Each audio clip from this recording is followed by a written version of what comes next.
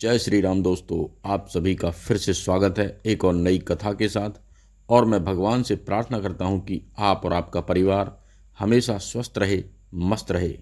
तो दोस्तों, आज हम सुनाने वाले हैं राजा मोरध्वज की कथा। तो आपने मेरे चैनल को अभी तक सब्सक्राइब नहीं किया हो तो इसे सब्सक्राइब कर लें। तो कथा शुरू करते हैं।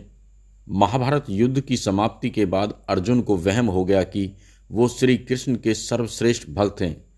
अर्जुन सोचते कि कन्हैया ने मेरा रथ चलाया, मेरे साथ रहे, इसीलिए मैं भगवान का सर्वश्रेष्ठ भक्त हूँ। अर्जुन को क्या पता था कि वो केवल भगवान के धर्म की स्थापना का जरिया था। फिर भगवान ने उसका गर्व तोड़ने के लिए उसे एक परीक्षा का गवाह बनाने के लिए अपने साथ ले गए।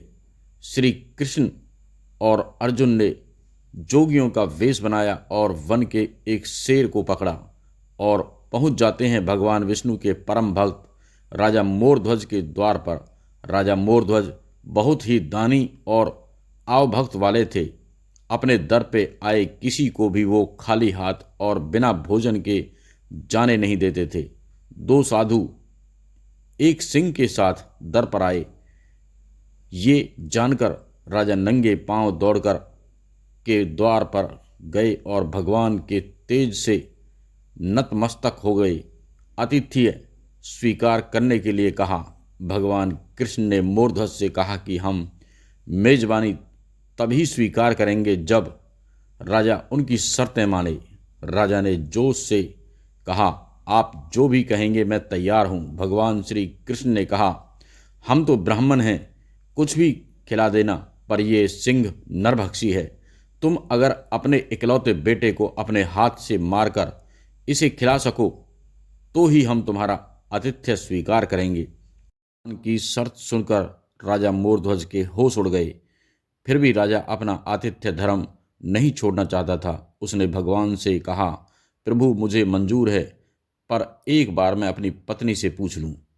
भगवान से आज्ञा पाकर राजा महल में गया तो राजा का उतरा हुआ मुख देखकर पतिव्रता रानी ने राजा से कारण पूछा। राजा ने जब सारा हाल बताया तो रानी की आंखों से आंसू बहने लगे। फिर भी वो अभिमान से राजा से बोली कि आपकी आन पर मैं अपने सैकड़ों पुत्र कुर्बान कर सकती हूँ। आप साधुओं को आदरपूर्वक अंदर ले आइए। अर्जुन ने भगवान से पूछा, माधव ये क्या माजरा है, आपने ये क्या मांग लिया? कृष्ण बोले, अर्जुन तुम देखते जाओ और चुप रहो। राजा तीनों को अंदर ले आए और भोजन की तैयारी शुरू की। भगवान को 56 भोग परोसा गया, पर अर्जुन के गले से उतर नहीं रहा था। राजा ने स्वयं जाकर पुत्र को तैयार किया। पुत्र भी 3 साल का था, रतन कंवर। वो भी माता पिता का भक्त था। उसने भी हंसते हंसते अपने प्राण दिए, परंतु उफ ना की। राजा रानी ने अपने हाथों में आरी लेकर पुत्र के 2 टुकड़े किए और सिंह को परोस दिया। भगवान ने भोजन ग्रहण किया, पर जब रानी ने पुत्र का आधा शरीर देखा तो वो आंसू रोक न पाई। भगवान इस बात पर गुस्सा हो गए कि लड़के का एक फाड़ कैसे बच गया। भगवान रुष्ट होकर जाने लगे तो राजा रानी रुकने की मिन्नतें करने लगे। अर्जुन को एहसास हो गया था कि भगवान मेरे ही गर्व को तोड़ने के लिए ये सब कर रहे हैं। वो स्वयं भगवान के पैरों में गिरकर विनती करने लगा और कहने लगा कि आपने मेरे झूठे मान को तोड़ दिया है। राजा रानी के बेटे को उनके ही हाथों से मरवा दिया और अब रुष्ट होकर जा रहे हो, ये उचित नहीं है। प्रभु मुझे माफ करो और भक्त का कल्याण करो।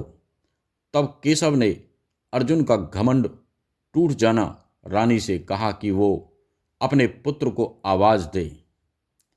रानी ने सोचा, पुत्र तो मर चुका है, अब इसका क्या मतलब। पर साधुओं की आज्ञा मानकर उसने पुत्र रतन कंवर को आवाज लगाई। कुछ ही क्षणों में चमत्कार हो गया। मृत रतन कंवर, जिसका शरीर शेर ने खा लिया था, वो हंसते हुए आकर अपनी मां से लिपट गया। भगवान ने मोरध्वज और रानी को अपने विराट स्वरूप का दर्शन कराया।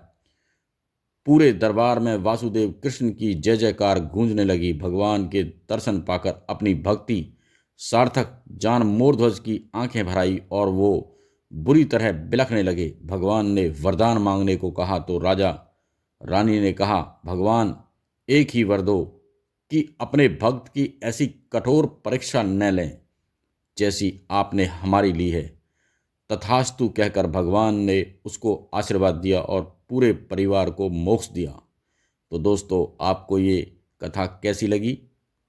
जहाँ तक मैं समझता हूँ बहुत अच्छी लगी होगी, और इसे ज़्यादा से ज़्यादा लोगों में शेयर करें। अपने सनातन धर्म की शक्ति के बारे में लोगों को पता चले।